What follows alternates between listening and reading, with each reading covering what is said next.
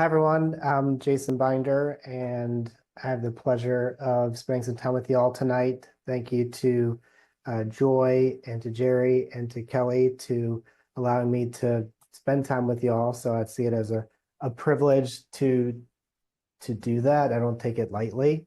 Um, I'm the founder of Aware Coaching, and what that is, it's something my wife and I created together to offer relational health to those that are going through cancer, or tumors or anything that you didn't expect to have from a health related perspective, but it's impacting not just your physical health but also your relational health. And then with my background in coaching and 25 years in pharma, my Tracy and I, we've created this practice, and we've doing some speaking, we're doing coaching, we're doing a lot of different things based on our own experience. So, the reason why this is important to me is because in 2022, what we thought was COVID or a headache turned out to be a 4 centimeter brain tumor in Tracy. And, what was a life full of lots of different things became a life completely turned upside down, by that. And I'll talk a little bit about our story. But essentially, it was 2 surgeries. It was 30 plus rounds of brain and spinal radiation, 6 rounds of chemotherapy, 18 months wearing Optune. And then we had about, from diagnosis to recurrence that just happened, just over 30 months. She has a very rare form of glioblastoma. It has GBM plus PNET. So it's typically pediatric that you see PNETs. But we're currently started our recurrent treatment plan as well. So that's kind of where we're at. Tonight, I'm going to talk to you about grief in the holidays. You know, the holidays are a joyful time, and as my favorite holiday movie, The Christmas Vacation, Ellen talks to her daughter Audrey and reminds her that it's Christmas and we're all in misery. So the holidays can bring out lots of different feelings and lots of different experiences, and the fact that our diagnosis and our treatment and the impact that has, not just impacts ourselves, our closest relationships, but those in our extended families, and how can we understand how that might impact us and have a plan for it. So we'll talk about also adjusting expectations and how that works within family systems. And we'll think about setting up appropriate boundaries, and having a plan going into that so that we can really strengthen your core relationships, increase emotional intimacy, increase emotional resilience. And that actually has a lot of literature and data that suggests that actually improves a lot of other aspects of yourself. So disclaimer, if I'm saying cancer, I'm including tumor in there as well. That's just the vernacular that I've had emblazoned onto my soul over the last 2+ years. So does that sound good to continue? Any questions out there? It sounds good. Yeah, people were just asking if they were supposed to be muted, and I did let them know that they should be muted. Yeah. We'll provide an opportunity for them to participate. Yeah, there'll be a few Thanks. prompts here. So like if you Yep, have something, just to hit the little raise hand button on the webinar, and that lets us know you've got a question or something to add to the conversation. That's how we'll make it interactive as well. So don't hesitate to do that, and we'll pause and answer questions as we go. So thank you very perfect. much. Yeah, and if the raise hand doesn't work, put it in the chat, and we'll Yeah, work to just answer you. Yeah, scream in the chat. Um, exactly. and we're recording this so that other folks who can't make it tonight can have access to it. And part of the reason with the camera controls was to maintain your anonymity and confidentiality as we talk about things that are sensitive in nature. Perfect. Thank you. All right, so if you think about grief, the reason I have it upside down here is intentional. My kids are like, Daddy, you know that you have it upside down in there? I'm like, oh yeah, I do. Because that's how it feels for me. My primary feeling around grief is disorientation. Um, going from the kitchen into the pantry to use the microwave. I'll forget what I'm doing between the kitchen and the pantry, and I'll actually have to replay it in my mind. Oh, I'm here to put the um, waffles in the toaster or to get the oatmeal out of the microwave. Like I have to be really intentional because that's how grief hits me. So um, as you think about grief, it's not just that, we've lost someone that we care for. It's a lot of other things as well. So if I talk to you about my own story, this is us in the fall of 2020. So just a few years ago now, or probably a lot of years ago now. And the reason that there's grief is Tracy has really long hair in this picture.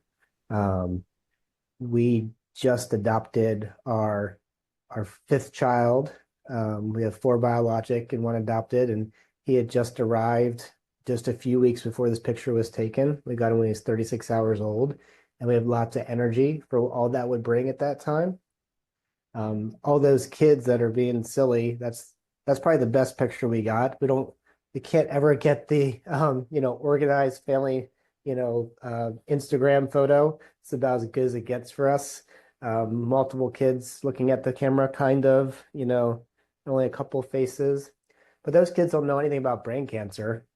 They know it's something that exists, but it doesn't exist for them. There's a lot of silliness there. The biggest weight on our shoulders is how to balance all the things on our plate. No one has a health concern. We don't worry if this is our last holiday together. That picture doesn't think about those things. That picture has lots of joy. So like the grief and the loss is, you know, my wife doesn't have all that energy today that she might have had then, right? Because of seizure meds and radiation. Um, Two of my kids in that picture have had to go to counseling for anxiety and obsessive compulsive disorders that have come out of fear. Um, so that's the grief. It's the life that we expected now having a big difference. And the gap between those two things is where grief fills in. So like if you think about your own losses, I'd love for you to take a moment to either reflect on them yourself or populate them in the chat, just to have a view into your own world there. And Jason, Yes. that's a perfect picture, right? Grief turns your life upside down, and grief is simply a change of the norm, things you didn't expect. And so you are so brave to come and speak to us about everything that you're going through, but to be here to help us go through what we are dealing with Sure. as well. Yeah, you're awesome. Thank you. Thank you. So if there's anyone in the chat, if you wanted to put anything around, when you think about grief, what comes to mind, what comes to heart, love to see your thoughts about that. Yeah, so should we give it like 30 seconds and let Yeah, people just put waiting for things someone to right? start pounding on the keyboard. Absolutely. And for some of us, it'll take a minute or two. But definitely grief strikes us in different ways, and it's a loss of ourselves, what we used to have, what we don't have, what we're dealing with now, the fact that family members don't understand what we're going through. So anyone thoughts that you want to silently share in the chat? If you see something, let me know. Oh, there we I go. will. Gina, Yay. go for it, Gina. I mean, the holidays is right here upon us, and this time of the year, it typically is supposed to be a joyous time, but for me, it's really sad because it's a time where I lost my mother, I lost my grandmother, my sister is battling a serious illness, and it just wears on you. And I'm still trying to find the gratitude, the happiness in the small things. Um, my sister's in San Diego and I'm here in Las Vegas. I just talked to her today and I'm just saddened by the news that she provided me. Um, and she said that it's nothing the doctors can do. It's just something that they are trying to manage. Um, and I'm like, well, I don't even know what to feel, how to Mm. feel. Yeah. It's just, I don't know. I just don't know what to feel. Yeah. I mean, I think that's normal for grief sometimes is the overwhelming numbness of it all. So thank you for sharing. Anybody else? Any other hands? So we saw Bill had said it's a reminder of what he can do and no longer do. Mm. Yeah, for sure.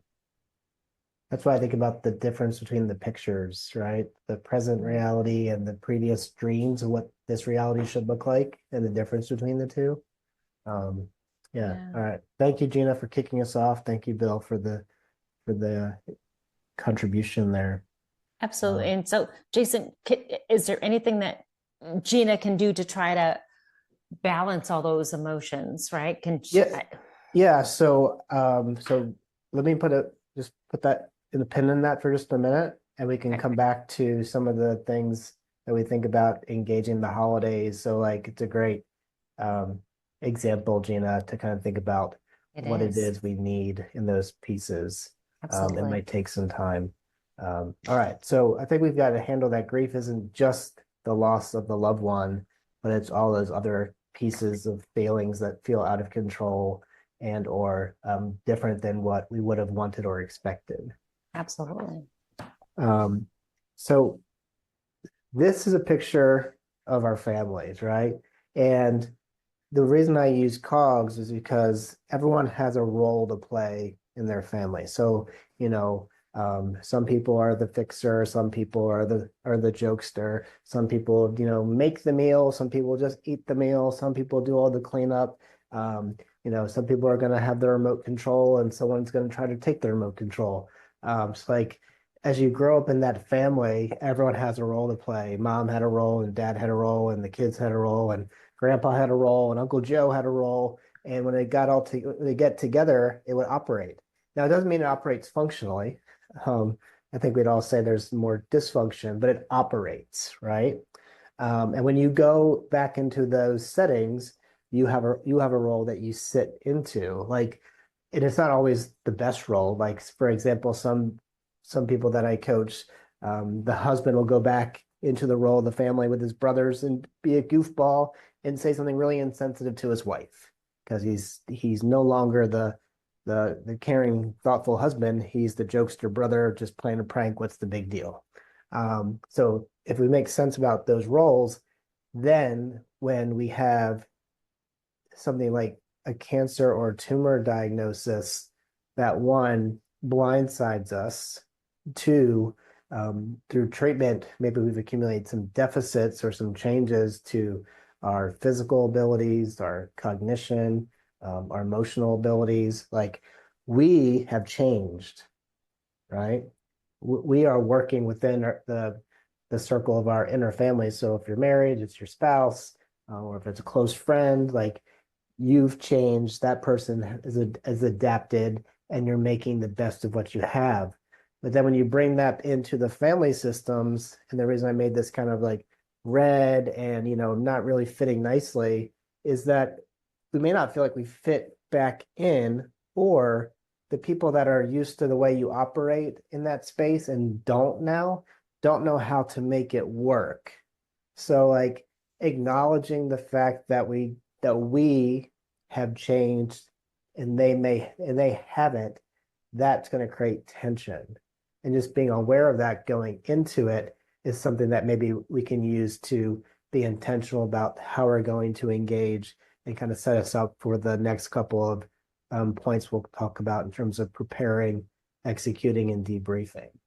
So I just want to make sure that the concept of the cogs and our place in that and what our illness does in that, or as a caregiver, what that does in that is making sense to those who are on the call. Is that making sense to you guys? Throw me a Yeah. thumbs up if you I know, right? Come on, thumbs up. So it's totally relevant, Jason, because here we are feeling that we're no longer fitting in correctly, but they are also going, "Ew, what can I say? What can I not say that won't be heard in inappropriate way?" Right? So I love the graphic. Anyone? Sure. Come on. Hands up. Anyone for Jason? All right. Well, let me know if you guys have a question. Absolutely. Well, with Oh, mom and dad, typically mom and dad are the nucleus of the family, and they are the ones that keep the glue, so to speak, all together, keep the family and keep these knobs, so to speak, rolling along, whether they're rolling together or apart, but they're rolling. But when they're gone, it's like, well, okay, who picks that ball up or who now ensures that the knobs are still rolling? good So question. Is that a question or is that a reflection?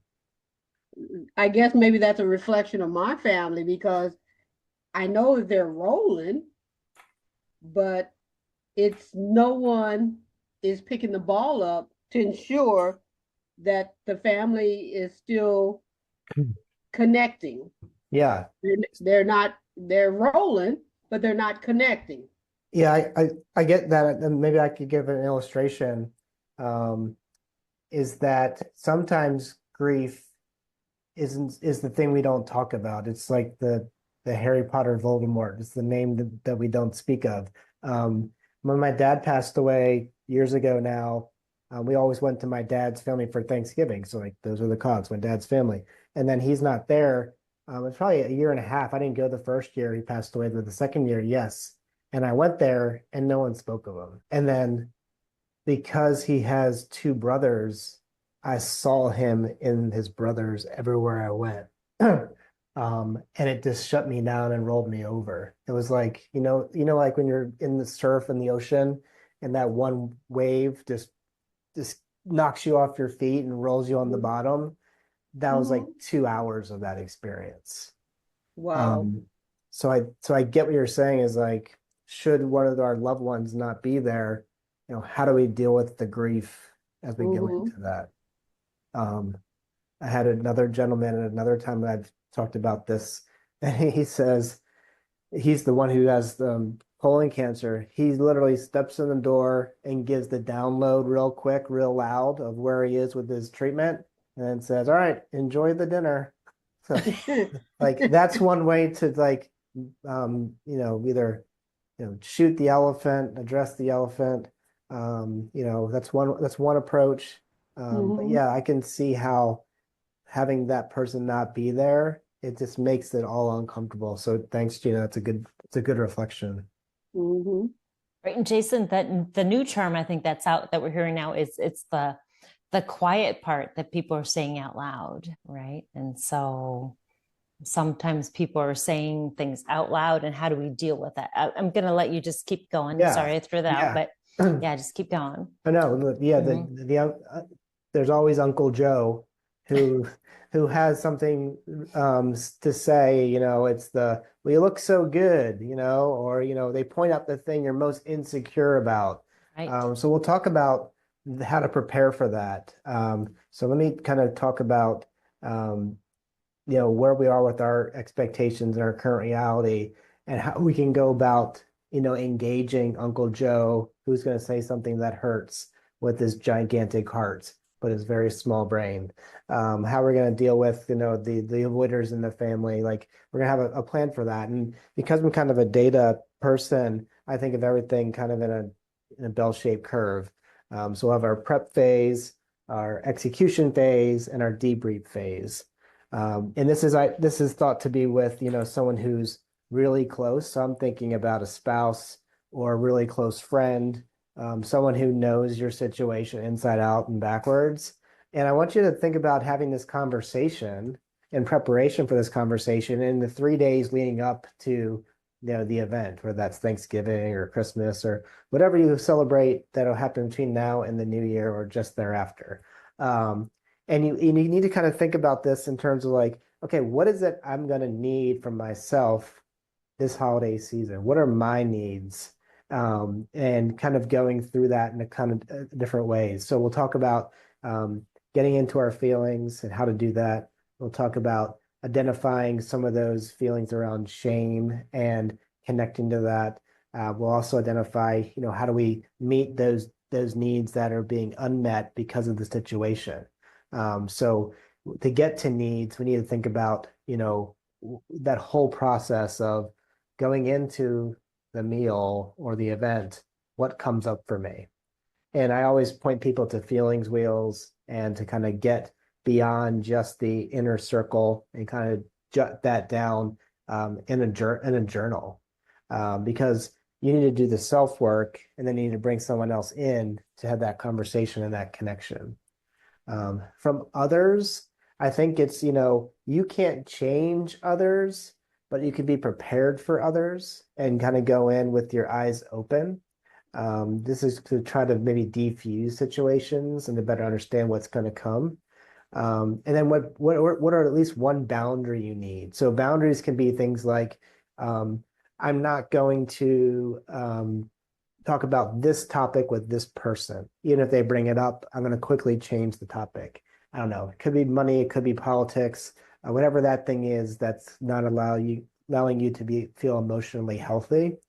And then some other boundaries can be, I'm not going to spend 2 hours inside. At some point during this time, I'm going to move my body outside and go for, a 15-minute walk. And you can really connect the boundary to, we just ate all this food. I just want to keep moving my body, tryptophan, whatever that is. But those could be some boundaries. Or other boundaries could be, not going to drink alcohol. I'm not going to do whatever, whatever those things are. Make the decision ahead of time, because once you're in the situation, you won't have the same fortitude. You won't have the same internal accountability or external accountability because you haven't committed to what that's going to be. And then determine, who are you going to check in with, or how are you going to check in with yourself during that time? Are you going to like just step away for a moment while maybe you're using the bathroom and kind of look in the mirror, like, all right, how am I doing on my feelings? How am I doing on my boundaries? Or are you going to have someone who knows that's going on, whether it's your spouse who is there, or if it's a friend who can be texting you? What's that check-in plan to see how you're doing and how it's going, and how are you doing against your plan? And if something comes up you don't expect, how are you dealing with that? And then having this in the journal is a way to kind of process that and then communicate to someone else. You'd be surprised. People might feel that they're emotional, but they're not always good emotional articulators. And it takes some intentional time to do that. And then to create some vulnerability by bringing someone else into that plan. So there's some preparation to do in the 3 days leading up. I don't want to do it too far before that, because your situation and the situation of the event can change. And I don't want you to do it on the drive on the way there or in the airplane. Want you to have your own agency and your own power in that. And I've got a full model here that I'll share with you. It's something that you can always follow up with me afterwards. But it's called the CARE model, and it's a way for you and your spouse, or you and a close friend, brother or sister, to think about doing to get closer, build your emotional intimacy and build your emotional resilience.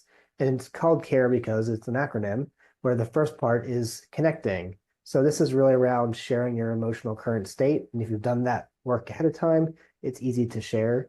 And then as you build on this, you can do some affirming, where you recognize a recent action or trait that you value in them and letting that person know that they're seen and that they're accepted.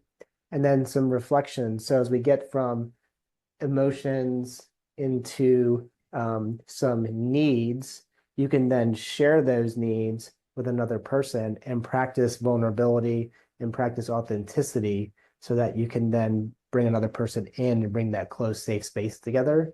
And then lastly is practicing empathy in terms of hearing those needs and how you respond to those needs in a way that draws you together. So this is more of the full model of how to really drive intimacy and drive resilience. Resilience then can be applied in the situation where grief has a big momentum like the holidays. So we can always talk about that more if you have questions. Pausing Jason? there. Yes. Yeah, a pause. I'm hoping I'm going to give others an opportunity to respond. But so for empathizing, so how do we change that? Because we want people to empathize with us, but we're trying to empathize with them, and we're the one going through this life-changing situation. So how do we change our mindset? Is there a way to change our mindset? From being the center of the empathy to then providing empathy back to those that are saying the stupid things or avoiding you. Exactly. Yeah. Exactly. How do we So empathize with those that are saying stupid things? exactly. So in execution, that's a great segue. Thank you, Jerry. One, commit to your plan, but allow for flexibility. So it sounds like I'm, talking out both sides of my face. I use a football analogy. So like, as teams, I'm an Eagles fan, so as the Eagles preparing to destroy the Dallas Cowboys every year, they have a plan. They script the whole first drive to see how the other team's going to be playing and how they need to adapt to that achieve the ultimate goal for them, which is winning. So you commit to your plan, you get in there, you see how things are going, allow for flexibility, because your goal isn't to be perfect to the plan. Your goal is to be better afterwards than you were before you started, right? So if we take away this whole concept of it's either a win or a loss for us relationally, and it's more about being a curious observer and a learner, it can take some of the anxiousness out of it. But this will be stressful. It would be stressful even if there wasn't a brain tumor going on in our lives, right? Because it's broken people getting around broken people around times that are supposed to be these wonderful things that the world will tell you are picture perfect. I mean, there's postcards and there's holiday greeting cards that have there's songs all around this nirvana that never is true. So it sets you up for a little bit of a drop. So no, it's stressful. Breaks are really helpful. So we talked about those boundaries. Take the breaks, self-care in the moment, whether that's, and we'll talk about something we can do in terms of breathing exercises, but take the breaks you need. Know that we're playing the long game, not the short game. What that means is like, I'm looking to be better on the other side of this experience than I was when I came in. And then because you've done the work ahead of time, you've thought about the cogs, you thought about Uncle Joe, he's going to say something really dumb, really hurtful. Maybe that's the opportunity to recall them with compassion that, yes, I know he said this thing that was hurtful. I also know his heart. So when I take my break, I'll move from wanting to physically harm Uncle Joe or wanting to just peel wheels out of there, right? To center myself and gather myself to re-engage, because we can have some compassion. It's happening to us. We know that cancer and tumors, it reverberates, and to realize it's reverberating doesn't change our circumstance, but it can change our heart. And as we become a little more other focused, and I say this as someone who's best friend in the world since the time I was 16 is the one who's ill. Like trying to step out of our really hard space might actually create some healing for ourselves and for those around us. It's a big ask, but that's the encouragement I give you in this space. And lastly, breathe. Breathe. Take those breaths. Take those moments. Know you're not alone in this. You either have the person who's on your side right in there, or you have a person who's on your side waiting for you to pick up the phone and text them how it's going and breathe along with them. And as I think about breathing, this is a good little exercise that you can be doing to maybe move yourself from some despair, being reminded of the pains and the losses, to being able to step outside yourself to see others who are caring that are just not the smartest ones of doing that. So this is called four square breathing or box breathing, and it's pretty simple. Essentially, you inhale for 4 seconds, you hold your breath for 4 seconds, you exhale for 4 seconds, you hold for 4 seconds, and you do that, do it at least 5 times. Do it until you kind of feel yourself moving out of that space of really stressed and panicked. Because as you're adding more oxygen into your bloodstream, you're reducing your blood pressure, you're decreasing stress hormones, you're reducing panic. Another thing that I've been taught by, I've done trauma counseling just because of our own situation, is pinch points. There's a good pinch point. I'm about to sneeze. God bless you. It's gonna come. It's me too. God bless you. There's gonna be a second one.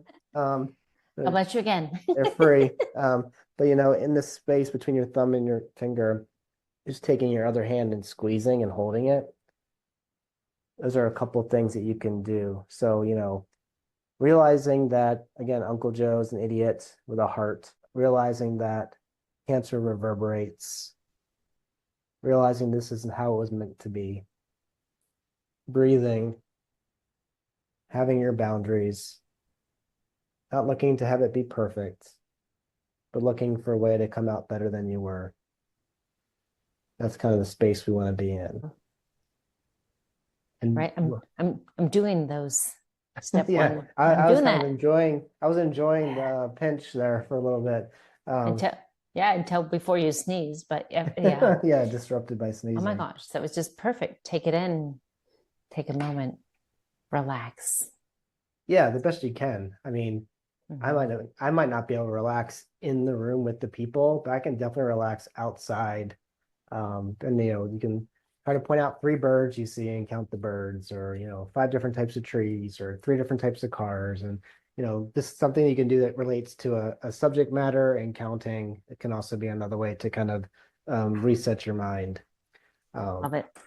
And then to really cement that close relationship, that relationship with your spouse or that close friend, debrief in person if you can, or if not, debrief on video, FaceTime, whatever, to kind of have a lessons learned. So I come from a software product development within pharma, and good product methodology is doing a retrospective, looking back to see what happened and see what we can learn from to make it better in the future. Know that it's not going to go as planned, and that's okay. But what are the little brief, beautiful things that happen that you didn't plan for? It's really easy to make a list of all the negative things to plan against, to de-risk. It's really hard to anticipate the great things that might be surprising to you, that might come about. That's why you go. That's why you take the risk, because there will be things that are joyful moments. Talk about that. I'd write it in your journal, maybe even before you talk, to kind of have it all there so you don't forget anything. Also, as you're writing, and I'm a pencil and paper advocate, something else might come up. And then the next time you do it, make some adjustments. Maybe this boundary didn't work the way I wanted it to, or maybe it wasn't as impactful, or maybe it was not big enough. Maybe we're not even going to let Uncle Joe, gather air near us. But don't quit. Don't let, for us, we're never going to let brain cancer stop us from trying to do what we're going to try to do. It might slow us down. It might redirect us, but it's not going to be the barrier for us to go out and to do life.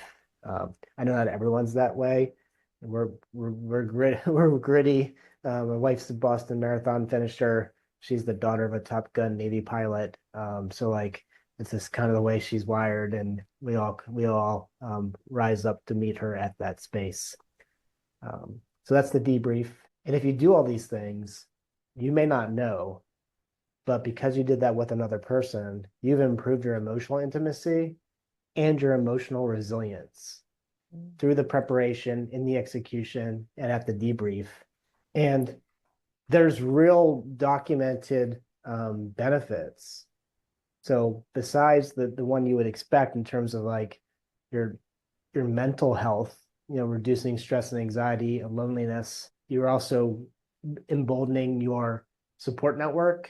They might even anticipate your needs versus you having to tell them. They meet them more than the little parts where maybe they weren't.